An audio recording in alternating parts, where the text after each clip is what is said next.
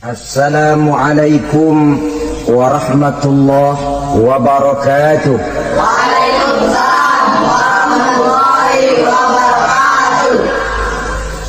Alhamdulillah wassalatu wassalamu ala sayyidina Rasulillah sayyidina wa maulana Muhammad ibn Abdullah wa ala alihi wa sahbihi wa mawala.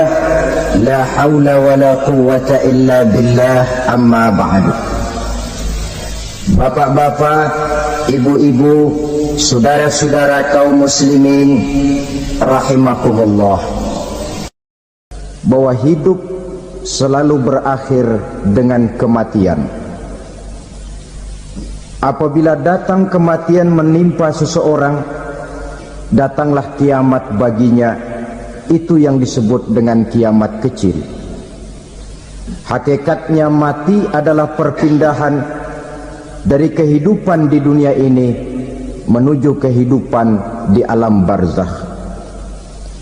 Menunggu kita di alam barzakh sampai datangnya saat kiamat. Entah 10 tahun, entah 100 tahun, entah 1000 tahun, hanya Allah saja yang maha tahu.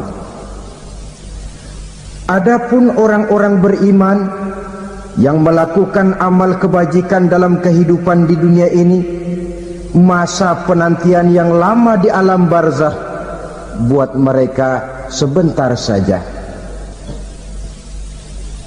Tetapi bagi orang-orang kafir yang ingkar, yang tidak beriman kepada Allah, yang hidup di dunia cuma menumpuk-numpuk dosa, tentu penantian di alam barzakh akan merupakan waktu yang sangat lama. Bukankah dalam kehidupan kita waktu itu memang relatif? Contoh misalnya, bagi pemuda-pemudi yang sedang duduk asyik memadu cinta, waktu 4-5 jam saja rasanya cuma 4-5 menit. Tenggelam oleh keasikan. Tapi buat orang yang berbaring di rumah sakit, meratap di balik-balik apa itu tembok derita kata lagu, di balik dinding-dinding penjara, sehari bagai seminggu, seminggu rasa sebulan, sebulan boleh jadi rasa setahun. Penantian yang sangat lama. Kapan kiamat itu akan datang? Ini rahasia Allah. Jangankan kita yang orang awam, baginda Nabi sendiri tidak diberitahu oleh Allah kapan kiamat itu akan terjadi. Tetapi sungguh pun demikian, banyak hadis-hadis yang menjelaskan ciri atau tanda-tanda datangnya kiamat.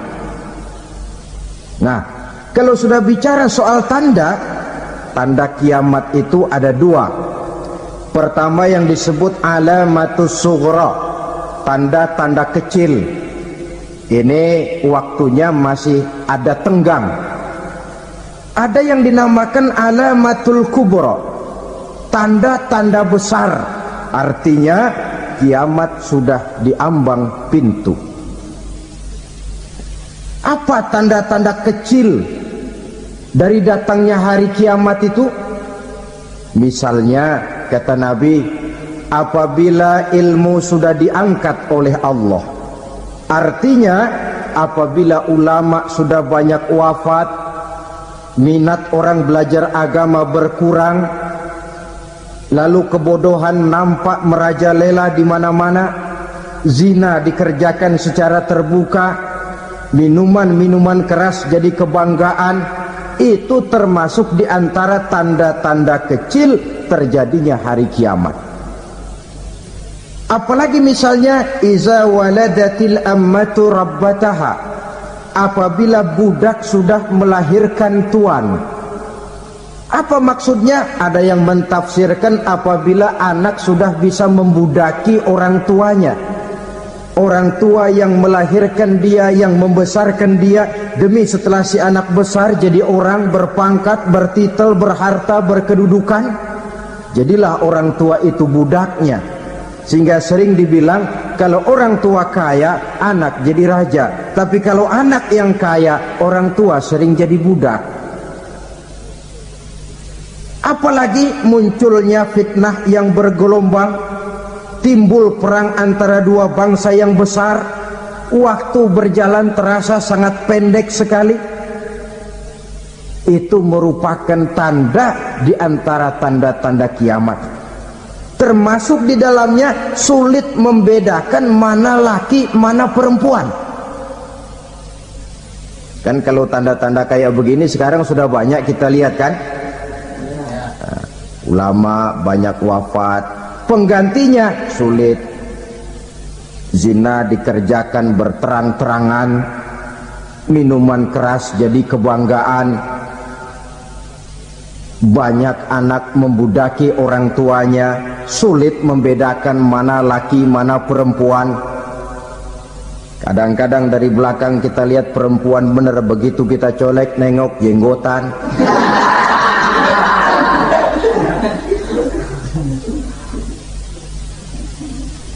Ini termasuk tanda-tanda kecil, masih ada tenggang sampai akan terjadinya kiamat itu. Nah, yang dimaksud dengan tanda-tanda besar, ini tanda besar artinya kiamat sudah di ambang pintu. Pertama, matahari terbit dari sebelah barat. Apabila matahari sudah terbit dari arah sebelah barat, tertutuplah sudah pintu taubat. Bersabda Nabi kita, la taqumus sa'atu hatta tatlu'a syamsu min maghribiha.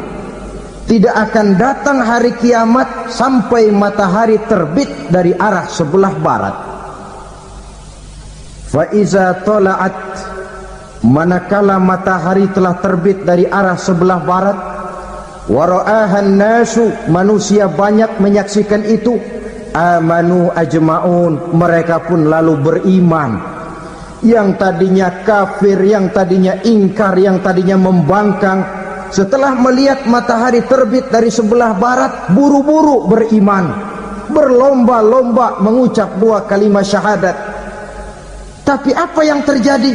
Kata Nabi, wadzalika hina la yanfa'u nafsan imanuha lam takun amanat min qabl. Hari itu adalah hari yang iman sudah tidak berguna lagi bagi seseorang apabila sebelumnya memang dia tidak pernah beriman. Au kasabat fi imaniha khaira, atau beriman tetapi tidak pernah melakukan kebajikan di dalam keimanannya itu. Hari yang sudah kasib, hari yang sudah terlambat, beriman tidak akan ada gunanya lagi. Ini pelajaran buat kita. Sebelum sang surya terbit dari sebelah barat, sebelum nafas sampai di tenggorokan, artinya pintu taubat masih terbuka. Kalau dua hal itu sudah terwujud, nafas sudah sampai di kerongkongan atau matahari sudah terbit dari arah sebelah barat, tertutuplah sudah pintu taubat. Tak ada lagi gunanya pangkat, jabatan, harta, bahkan beriman pun dalam suasana macam itu too late, kata orang Kulon. Sudah terlambat. Matahari terbit dari arah sebelah barat, itu tanda besar, artinya kiamat sudah di ambang pintu. Lalu apalagi tanda besar? Munculnya Dajjal. Dajjal artinya pendusta-pendusta yang menyesatkan manusia. Ada dua macam Dajjal, saudara. Ada Dajjal kecil, ini Dajjal kelas teri. Kalau ini sejak zaman Rasulullah sudah ada itu. Tiap zaman ada. Di zaman Rasulullah misalnya ada yang bernama Aswad al-Unsi dari Yaman, ada yang namanya Musailamah al-Kazzab dari Yamamah, Ada yang namanya Ibnu Sayyad dari Madinah. Ini dajjal-dajjal di zaman Rasul. Musailamatul Kadzab memproklamirkan diri jadi nabi dia. Di zaman Rasul masih hidup. Ini dajjal zaman Nabi. Di zaman sahabat muncul dajjal-dajjal. Di zaman kita sekarang ini dajjal-dajjal pun gentayangan. Dajjal-dajjal kelas teri. Kerjanya mendustakan manusia, menyesatkan manusia, memalingkan manusia dari jalan yang benar dan diridhoi oleh Allah Subhanahu wa taala. Adapun yang merupakan tanda besar dari datangnya kiamat, dajjal-dajjal kelas kakap, pembohong-pembohong besar yang menyesatkan masyarakat manusia berpaling dari jalan Allah mengikuti jalan mereka. Apa sih ciri dajjal itu? Kata Nabi dalam hadis Bukhari Muslim, innad dajjala, sesungguhnya yang namanya dajjal itu yakhruju, satu saat akan muncul mendekati hari kiamat. Wa inna ma'ahu ma'an, si dajjal ini membawa air, wa naran, dan juga membawa api. Dua simbol. Di tangan yang satu dia bawa air, di tangan yang satu dia bawa api. Wa ammal ladzi yarahu an-nasu ma'an fanarun, adapun yang orang banyak lihat air, hakikatnya adalah api. Yang dilihat api, hakikatnya adalah air. Oleh sebab itu, kalau api yang ditawarkan, ambillah air. Kalau air yang ditawarkan, pilihlah api. Maksudnya apa ini? Ini bahasa simbol, saudara-saudara. Dajjal bicaranya seolah-olah untuk kepentingan manusia, menawarkan surga. Surga yang dia tawarkan hakikatnya neraka. Hai manusia, kalau kau mau bahagia, jangan dekat-dekat dengan agama. Solat itu tidak efektif dan efisien, tidak produktif dari segi ekonomi itu. Menghadiri majelis taklim cuma buang-buang waktu. Tahajud, tasbih, tahlil, baca Quran, apa itu? Pekerjaan mubazir saja. Hidup ini cuma sekali, masa yang cuma sekali, manfaatkan dengan sebaik-baiknya. Mumpung, dibawanya sifat mumpung tetapi dalam pengertian yang sangat negatif. Bicaranya seolah-olah untuk kepentingan manusia, tetapi sebenarnya menjerumuskan manusia. Menawarkan air tapi sebenarnya api, menawarkan api tapi hakikatnya air. Buat apa kamu sholat? Buat apa kamu bayar zakat? Buat apa kamu puasa? Surga yang dicanangkan dajjal hakikatnya neraka. Neraka yang digambarkan dajjal pada dasarnya adalah surga. Jadi memutarbalikkan fakta itu kerjaan dajjal. Yang hak jadi batil, yang batil dibilang hak, yang benar jadi salah, yang salah malah jadi benar. Tuntunan disuruh jadi tontonan, tontonan malah menjadi tuntunan. Itu pekerjaan dajjal profesinya. Zamannya Nabi Adam, dajjalnya kan iblis. Betul? Betul. Apa sih rayuan iblis itu? Allah setelah menciptakan Nabi Adam kan bilang, Adam, kau dan istrimu Hawa tinggal di surga ini. Seluruh fasilitas yang ada di surga persilahkan kau nikmati. Satu yang tidak boleh, jangan coba-coba dekati pohon khuldi. Dekat saja jangan, apalagi sampai memetiknya. Datang dajjal yang namanya iblis ini. Adam, kamu tahu nggak kenapa tidak boleh makan buah khuldi? Ya nggak tahu, pokoknya saya dilarang. Bodoh kamu Dam. Khuldun artinya kekal. Kalau kamu makan itu buah, kau akan kekal di surga buat selamanya. Allah tidak kepengen, maka dilarang kamu makan buah khuldi. Kalau kau ingin kekal di surga Adam, makan saja. Saya bicara begini ini untuk kepentingan kamu Adam. Ini kan ciri-ciri Dajjal. Bicaranya sih seolah-olah untuk kepentingan Nabi Adam, hakikat sebenarnya menjerumuskan Nabi Adam supaya ingkar dan melanggar larangan dari Allah Subhanahu wa ta'ala. Jadi setelah muncul Dajjal, timbul kekacauan-kekacauan di masyarakat.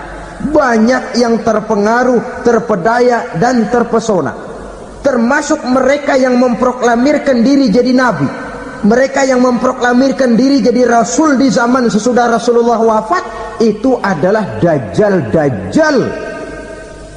Maka saya ingatkan, kalau di zaman kita sekarang ini ada orang ngaku jadi nabi, ada orang ngaku jadi rasul, biar bahasa Arabnya kental,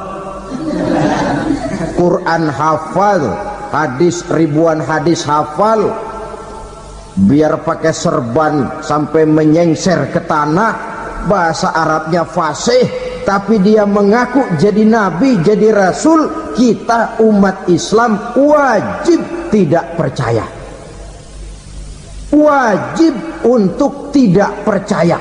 Itulah Dajjal zaman kita sekarang ini. Tidak mustahil mereka datang mempengaruhi orang-orang awam supaya berpaling dari Rasulullah, mengikuti mereka.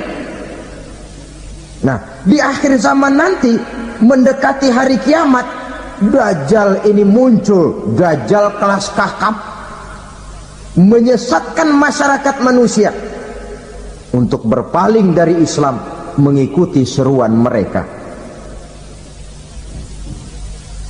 Apalagi di antara datangnya kiamat itu, tanda yang besar itu, turunnya Nabiullah Isa Al-Masih, putra Maryam.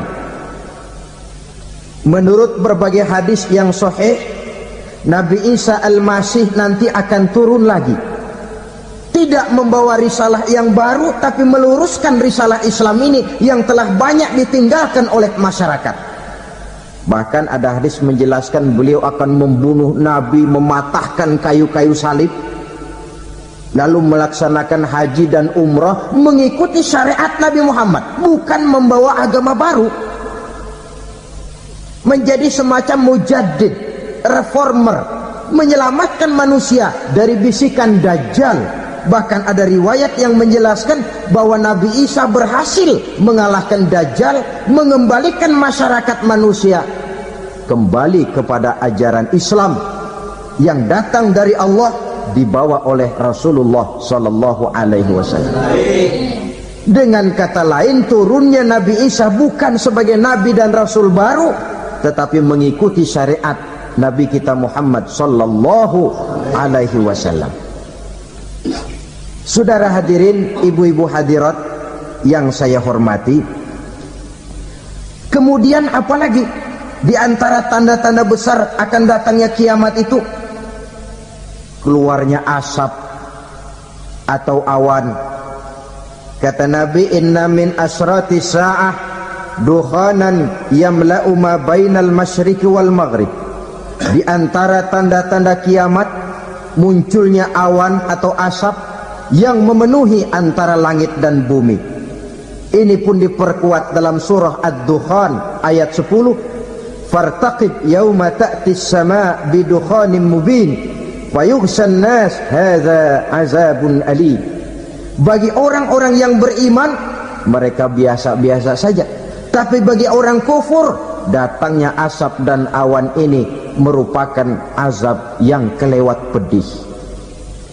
Barangkali sedikit mendekati gambaran tentang azab yang pedih ini, saya ingatkan alam pikiran kita kepada peristiwa yang belum lama terjadi. Pernah dengar berita bocornya reaktor nuklir di Chernobyl, Uni Soviet? Pernah dengar? Nah.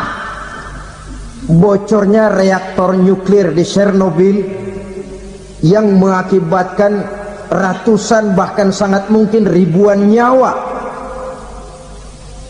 Cuma satu reaktor.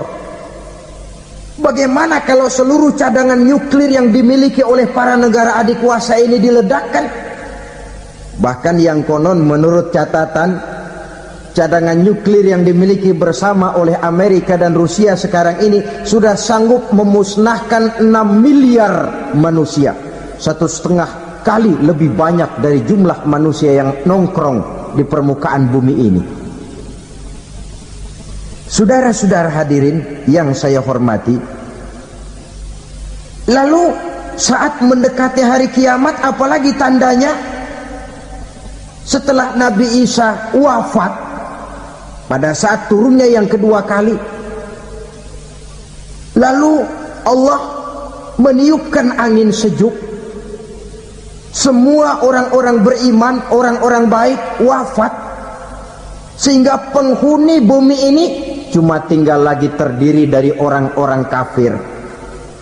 Tidak ada lagi di bumi ini yang bisa mengucapkan Allah.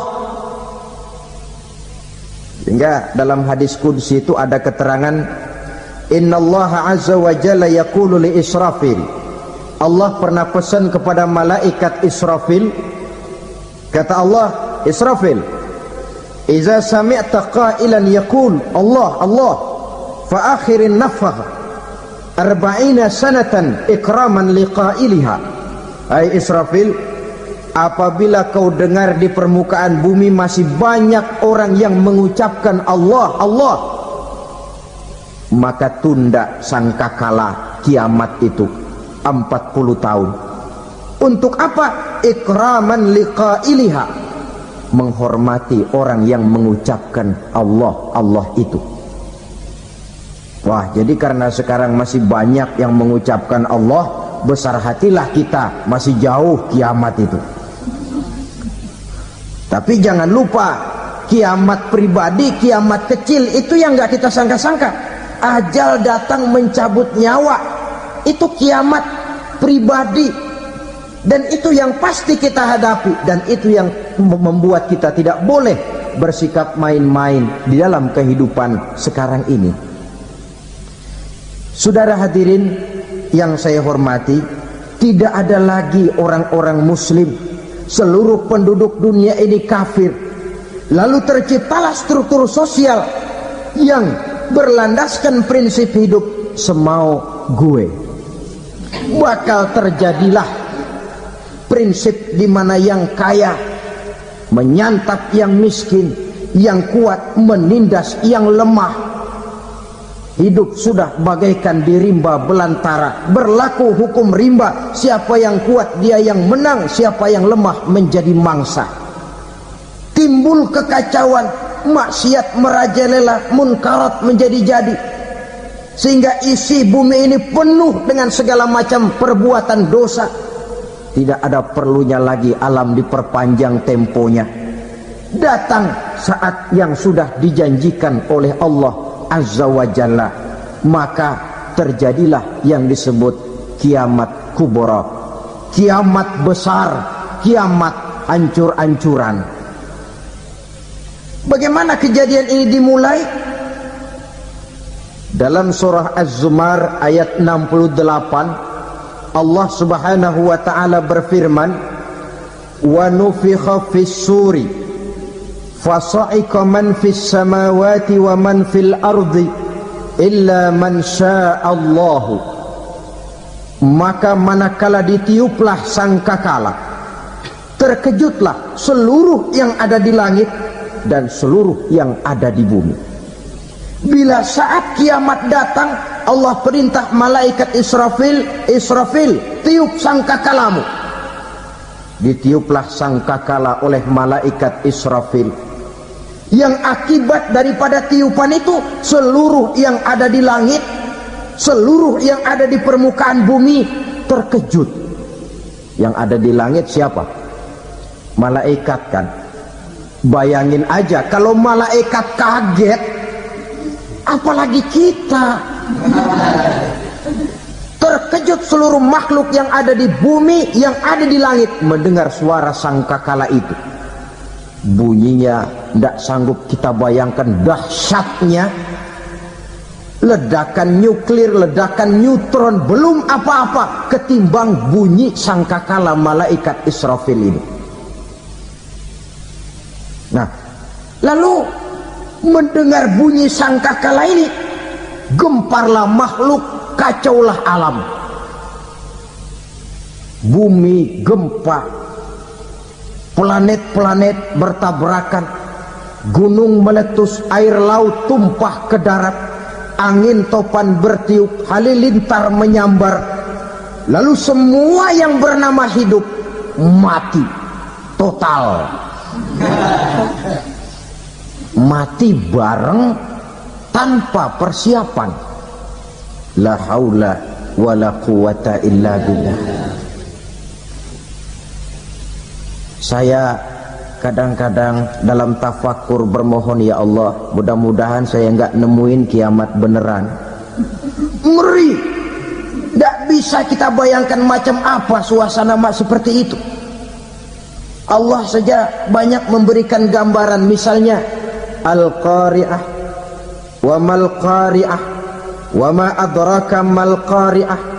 Kejadian yang menggemparkan. Tahukah kamu apa kejadian yang menggemparkan itu? Yauma yakunun nasu kal farasil mabsus wa takunul jibalu kal ihnil manfus. Pada saat itu manusia berterbangan bagai kupu-kupu, gunung berterbangan seperti kapas ditiup angin.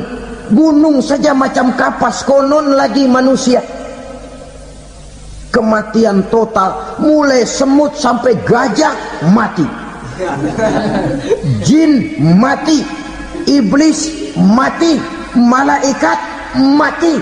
Malaikat saja mati. Saudara hadirin yang saya hormati, kematian total yang tanpa persiapan. Orang bilang, Pak, kalau mati bareng begitu yang repot malaikat maut dong ya.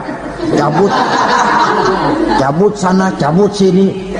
Itu kalau menurut logika kita, mestinya begitu menurut logika. Tapi logika juga yang bilang nggak perlu serepot itu.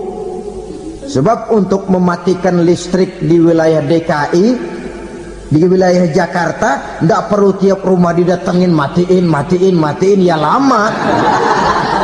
Cukup dari kantor pusatnya saja PLN, tekan satu tombol, gelaplah seluruh Jakarta.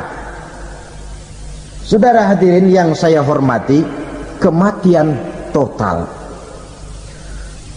Lalu setelah kematian total, planet-planet juga mati, dalam arti tidak bergerak dan beredar. Angin mati, dalam arti tidak bertiup. Air mati, dalam arti tidak ada riak gelombang. Pokoknya semua mati. Kullu nafsin za'iqatul maut, semua yang bernafas mati. Dalam ayat lain, kullu man 'alaiha fan, semua yang ada di permukaan bumi fana. Yang kekal cuma Allah Subhanahu wa ta'ala. Yang paling belakang mati malaikat maut dan malaikat Israfil. Tapi mati juga sesuai dengan janji Allah. Menurut hadis Bukhari Muslim dari Abi Hurairah, masa tenggang waktu antara kematian total pada tiupan sangkakala pertama dengan proses kebangkitan pada tiupan sangkakala kedua 40 lamanya. Tidak dijelaskan oleh Abi Hurairah 40 jam, apa 40 hari, apa 40 tahun. Hadis-hadis cuma menyebutkan 40 saja.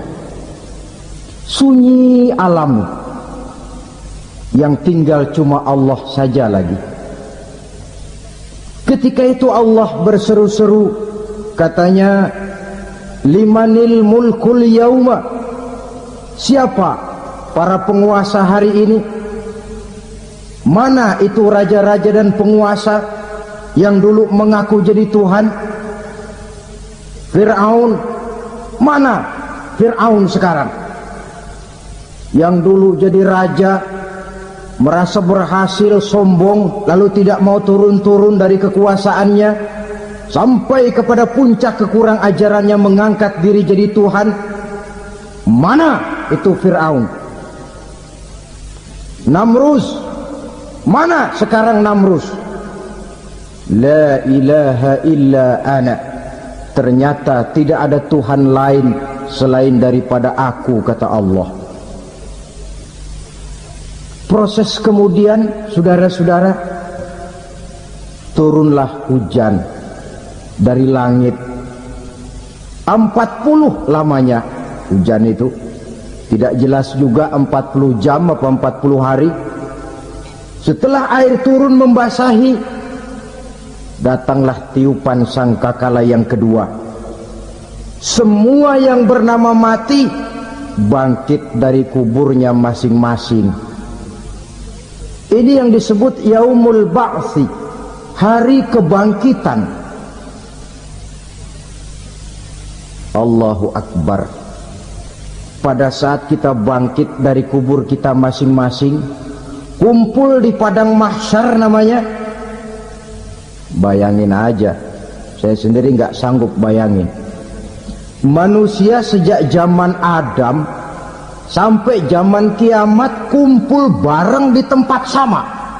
Berapa banyaknya itu?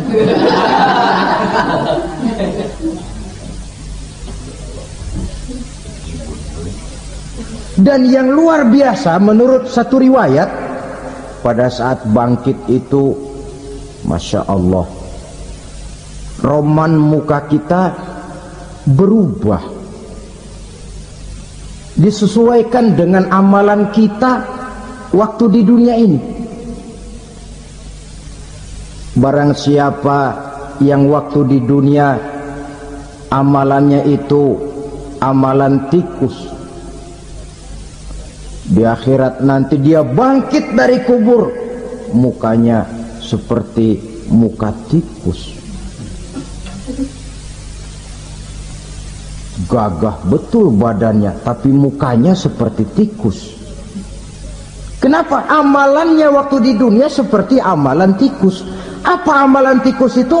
Suka ngegeragoti barang yang sudah disimpan rapi-rapi.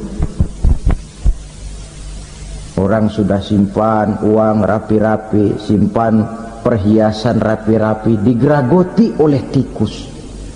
Maling-maling, pencoleng-pencoleng, koruptor-koruptor, itu nanti di akhirat nanti kita lihat mukanya seperti muka tikus. Oh, ini waktu di dunia suka nyolong, mukanya seperti muka tikus. Barang siapa yang waktu di dunia ini amalannya itu amalan macan, dia akan bangkit nanti mukanya seperti muka macan. Apa amalan macan? Macan itu amalannya menang-menangan. Orang yang mau menang saja nggak mau mengalah. Coba lihat di hutan. Kenal hutan nggak? Nah. Di hutan, raja hutan di mana-mana pasti macan. Betul kan? Betul. Padahal hutan belum pernah bikin pemilihan umum. Tapi macan tidak peduli ada pemilihan umum apa tidak, pokok saya raja. Sebab apa? Macan jadi raja itu bukan karena benar, tapi karena kuat jadi raja. Setelah dia jadi raja, rakyat hutan yang mesti dilindungi malah dimakan oleh raja macan. Kambing rakyat hutan dimakan oleh macan. Ayam rakyat hutan dimakan oleh macan. Itu nanti kita lihat di akhirat itu mukanya seperti muka macan, gagah betul. Lalu barang siapa yang di dunia ini amalannya itu seperti amalan anjing, nanti dia punya muka seperti muka anjing. Apa amalan anjing? Pertama, anjing itu kalau disuruh jaga rumah, dia tidak bisa membedakan mana maling mana tamu. Biar yang datang maling kalau bawa tulang, anjing kalem. Yang kedua, anjing itu akan setia kepada siapa saja yang memberinya roti. Siapa yang memberinya roti, itulah majikannya. Apa kata majikannya, pasti dia laksanakan. Soal benar atau salah dia tidak peduli. Setelah anjing dapat roti, dia tidak punya pilihan lain kecuali bilang, abdi mah kumaha juragan wae ayeuna mah.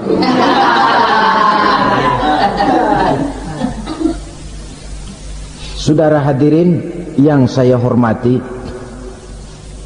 berkumpul di padang mahsyar, tiap orang sibuk dengan persoalannya masing-masing. Matahari waktu itu didekatkan oleh Allah, panas luar biasa.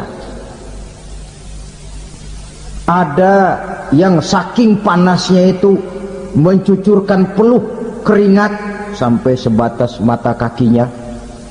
Ada yang keringatnya sampai sedengkulnya, ada yang keringatnya sampai sepusatnya, ada yang keringatnya mengalir sampai sebahunya, ada yang kelelap oleh keringatnya sendiri, sementara orang di sampingnya enggak apa-apa. Bergantung lagi amalan dia waktu di dunia ini. Saudara-saudara, sebagian orang dalam kepanikan padang mahsyar berombong-rombong datang mereka menghadap Nabi Adam. Ya Adam, anta abal bashar. Hai Adam, Tuhan adalah bapak moyang manusia. Kami sebentar lagi akan disidang, dimintakan pertanggungan jawab. Tolonglah kami, hai Adam. Kata Nabi Adam, jangankan nolongin sampean, saya sendiri tanggung jawab di hadapan Allah ketika dulu tidak boleh makan khuldi, saya serobot. Sudahlah, urus diri masing-masing saja, nafsi. Begitu kata Nabi Nuh, begitu kata Nabi Ibrahim. Tiap orang bertanggung jawab sendiri-sendiri. Ketika itulah saudara-saudara, nikmatnya menjadi umat Nabi besar Muhammad sallallahu alaihi wasallam. Sebab apa? Walaupun menurut abjad kita ini umat paling belakang, kan paling belakang kita ini toh, karena Nabi Muhammad adalah Nabi akhir, tapi akan dihisap lebih dulu, lewat di atas sirat lebih dulu, masuk surga lebih dahulu ketimbang umat-umat belakangan. Ketika Rasul mendekati ajal, beliau tanyakan itu kepada malaikat Jibril. Malaikat Jibril berkata, Muhammad jangan khawatir, Allah sudah berjanji, inni haramtul jannata ala sairil anbiya hatta tadkhulaha anta wa haramtuha ala sairil umami hatta tadkhulaha ummatuka. Surga aku haramkan buat seluruh nabi kecuali kalau engkau Muhammad sudah masuk ke dalamnya, dan surga aku haramkan buat seluruh umat kecuali kalau umatmu Muhammad sudah masuk ke dalamnya. Logikanya, walaupun menurut abjad kita umat paling belakang, bakal dihisab paling dulu, lewat di atas sirat paling dulu, masuk surga paling dulu, kalau mampir ke neraka juga paling dulu. Ya resiko. Jangan mau enaknya aja paling dulu.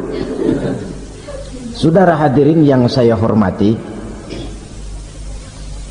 setelah masa kebangkitan itu jangan dikira begitu bangkit langsung diperiksa, masih menunggu menanti ribuan tahun perhitungan padang mahsyar untuk sampai kepada proses yang disebut yaumul hisab, hari perhitungan. Seorang demi seorang bakal dipanggil.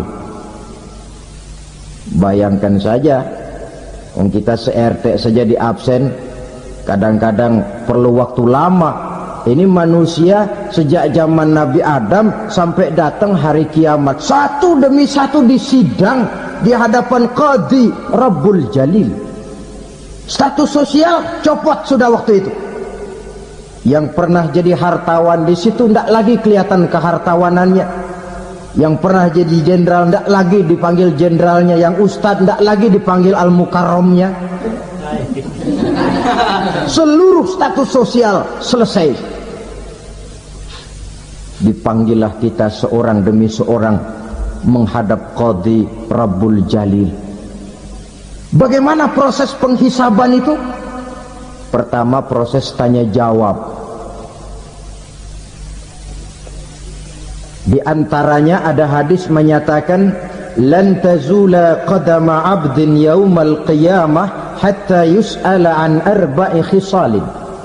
Besok di hari kiamat tidak akan bergeser telapak kaki seorang hamba sampai dia ditanya lebih dulu tentang 4 persoalan. tentang ilmunya.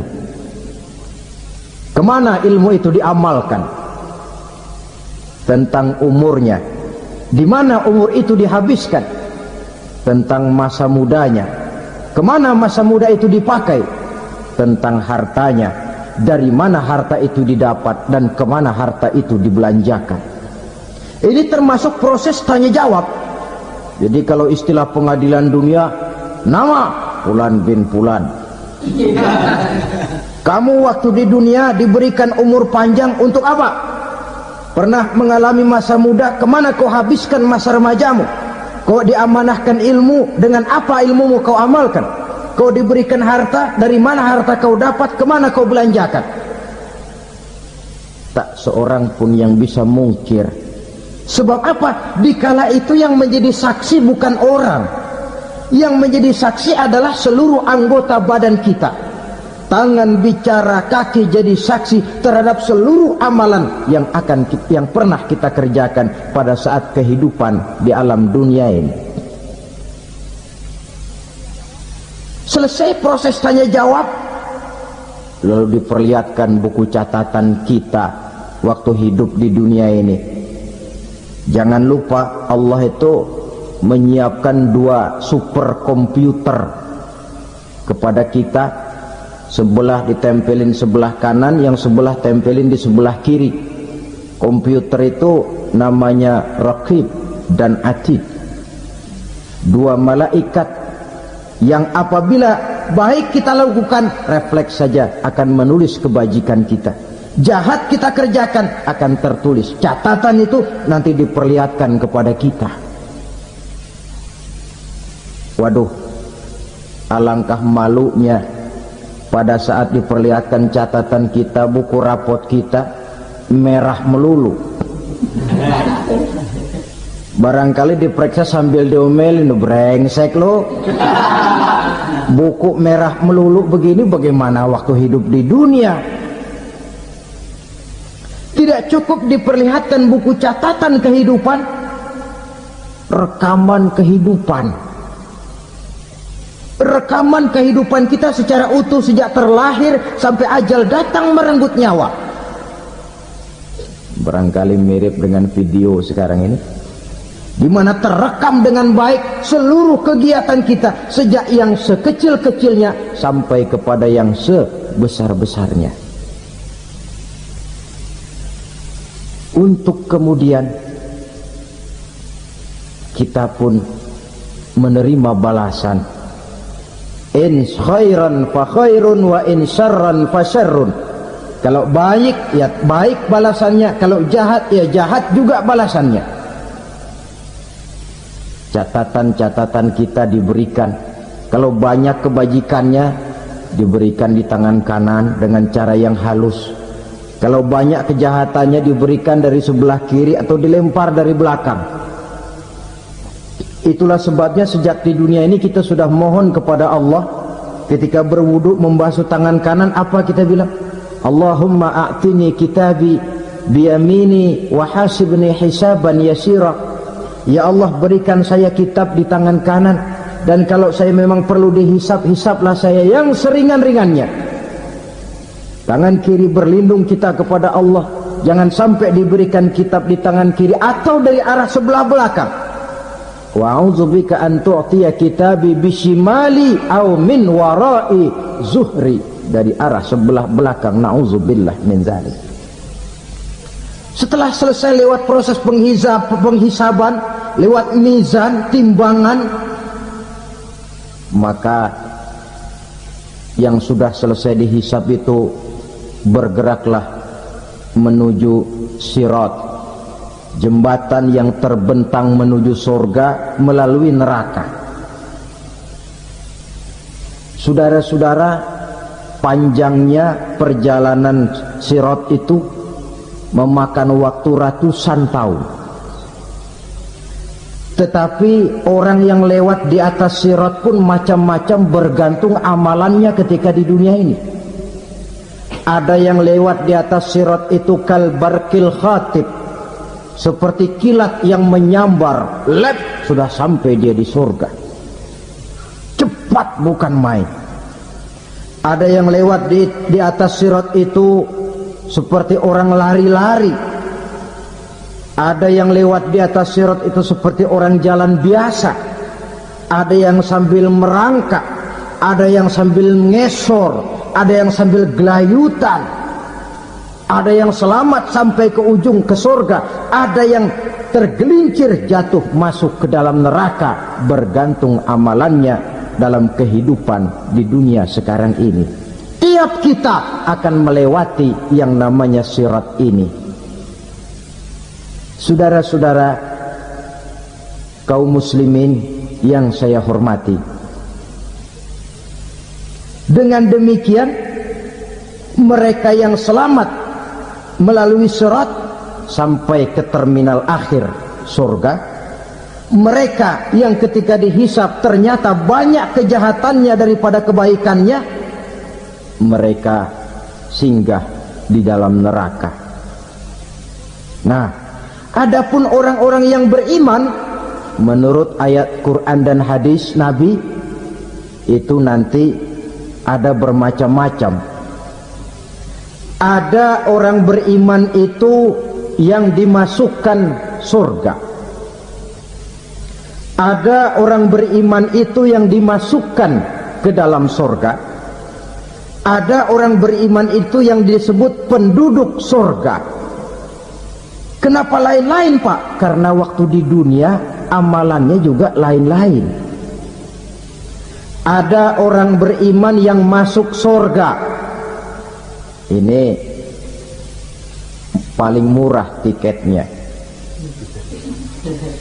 Mau masuk surga? Kata Nabi begini, ma min abdin qala la ilaha illallah thumma mata ala dhalik illa dakhala al-jannah. Kalau seorang hamba sudah mengucap dua kalimat syahadat, dia yakin dengan kebenaran kalimat itu sampai matinya, orang itu akan masuk surga. Abi Dzar yang waktu itu diajak bicara heran, ya Rasul kok gampang betul? Iya. Walaupun orang itu mencuri, iya. Walaupun orang itu berzina, iya. Biar dia mencuri, biar dia berzina, kalau dia sudah mengucap dua kalimat syahadat, dia yakin dengan kebenaran kalimat itu sampai matinya, itu orang akan masuk surga. Jadi masuk surga cukup dua kalimat syahadat, yakin sampai mati, masuk surga. Itu perkara masuk. Tapi kalau pertanyaannya diterusin, masuknya kapan, Pak? Nah, ini lain lagi urusannya. Sebab ada yang masuknya itu langsung, ada yang mampir dulu. Di sana tempat cuma dua, kalau tidak surga, neraka. Mau ke surga tapi mampir dulu, yang mampirnya jelas di neraka. Kenapa? Dalam hadis qudsi ada riwayat, nanti itu di akhirat, setelah Allah selesai mengatur penduduk surga masuk surga, yang neraka masuk neraka, Allah berkata kepada malaikat Malik, malaikat Malik, labaik ya Allah, itu bajingan-bajingan tengik, manusia-manusia durjana yang waktu di dunia tidak mau sujud, jauh dari ulama, gemar melakukan yang munkarat dan maksiat, hidup di tengah masyarakat selalu jadi bibit keonaran, kufur, sudah masuk neraka semua. Sudah ya Allah. Nah, kalau sudah, coba sekarang kamu masuk, Malik. Saya, iya, masuk neraka. Mau apa ya Allah? Kata Allah, akhriju minan nar man kana fi qalbihi misqala habatin min khardalin min iman. Kau masuk neraka, cari di dalam neraka orang-orang yang ada imannya walaupun kecil sebesar biji zarah, angkat mereka keluar. Masuk malaikat Malik ke neraka, cari orang yang ada imannya, korek-korek. Ya repot, udah pada gosong. Yang ada imannya diangkat ke atas, yang ada imannya diangkat ke atas, lalu dimandikan di Nahrul Hayat, namanya sungai kehidupan di akhirat nanti.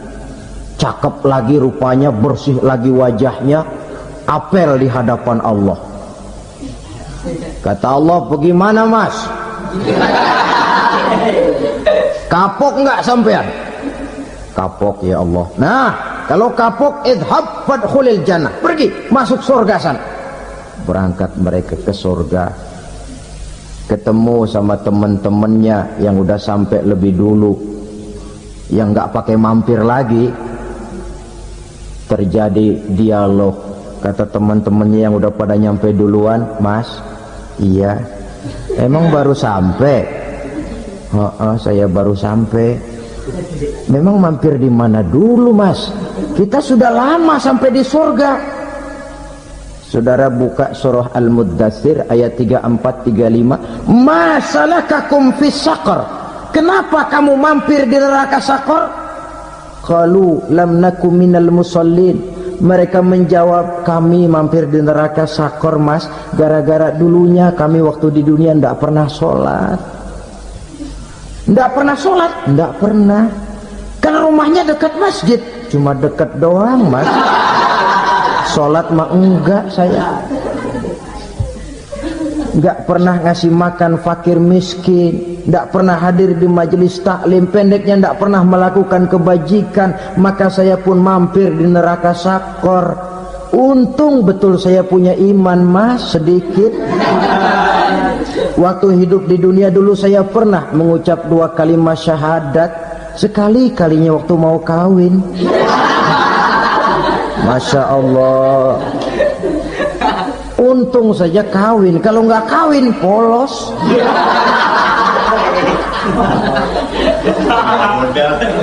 Itu juga pengulu sudah setengah mati ngajarin. Asyhadu alla, asyaduaan, asyaduaan.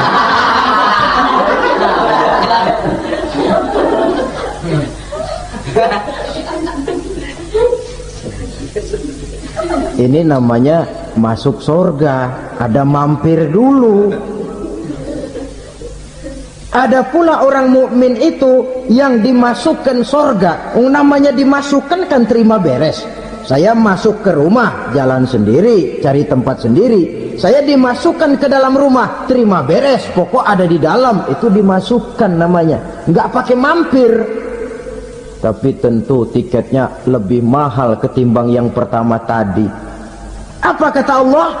Innal ladzina amanu wa amilus salihat la ukaffiranna anhum sayyi'atihim wa la udkhilannahum jannah. Sesungguhnya orang-orang yang beriman kemudian beramal soleh, kami hapuskan segala dosa dan kesalahannya, kami masukkan mereka ke dalam surga. Lihat ayatnya. Allah yang memasukkan, kita yang dimasukkan. Tidak pakai transit, tidak usah mampir. Cuma tidak cukup syahadat, tidak cukup amanu, tapi diiringi dengan wa'amilus salih. Iman, amal. Tidak cukup syahadat, lalu dibuktikan dia sholat, dia zakat, puasa, lalu dia melakukan berbagai macam kebajikan. Ini yang menyebabkan dia tidak pakai mampir di tempat yang bernama Saqar. Lalu ada pula orang mukmin itu yang disebut penduduk surga. Wah, ini sudah VIP ini. Ashabul jannah, penduduk surga. Siapa mereka? Kata Allah, innal ladzina amanu summa istaqamu fala khaufun 'alaihim wala hum yahzanun ulaika ashabul jannah hum fiha khalidun. Sesungguhnya orang-orang yang beriman lalu istiqamah, tetap dalam melaksanakan perintah Allah, tidak goyah, tidak labil tapi stabil, istiqamah, mereka tidak takut dan tidak bersedih hati. Merekalah penduduk surga. Iman, istiqamah. Tidak punya duit, sembahyang. Banyak duit, sembahyang. Miskin, sembahyang. Kaya, tetap sembahyang. Istiqamah. Kadang orang kalau susah rajin ke masjid, banyak duitnya ngelihat masjid melengos. Itu yang dibilang waktu miskin hamba Allah, setelah kaya jadi hamba harta. Bergeser, tidak ada nilai istiqomahnya. Saudara-saudara, dengan begitu penduduk neraka itu dua. ada penduduk permanen, ada penduduk yang semi permanen. Yang semi permanen orang-orang beriman yang mempunyai dosa besar.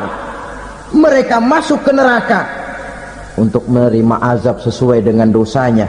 Bila selesai masa azab itu, mereka akan diangkat untuk ditempatkan kembali ke dalam surganya Allah Subhanahu wa ta'ala. Nah, dikala itulah saudara-saudara, ada yang disebut syafaat dari Rasulullah sallallahu alaihi wasallam. Tapi tentu jangan lupa, syafaat ini ibarat kain menambal dia. Kita punya kain bolong-bolong sedikit, syafaat yang menambal. Salat kita ada kurang dikit, sedekah kita ada campur riak dikit, amalan kita ada tidak karena Allah dikit, kita berharap syafaat. Jadi biarlah kain masih bolong-bolong, yang penting punya kain. Tapi kalau kainnya tidak ada, yang ditambal apanya? Salat tidak, puasa tidak, zakat tidak, berharap syafaat saja. Ya, terlalu berlebihan itu. Saudara hadirin yang saya hormati, apabila selesai proses penghisaban, proses penghitungan, maka dikala itulah manusia terbagi dalam dua kelompok besar. Fariqun fil jannah wa fariqun fis sa'ir. Sekelompok orang-orang beruntung yang masuk ke dalam surga, dan sekelompok lagi masuk ke dalam neraka.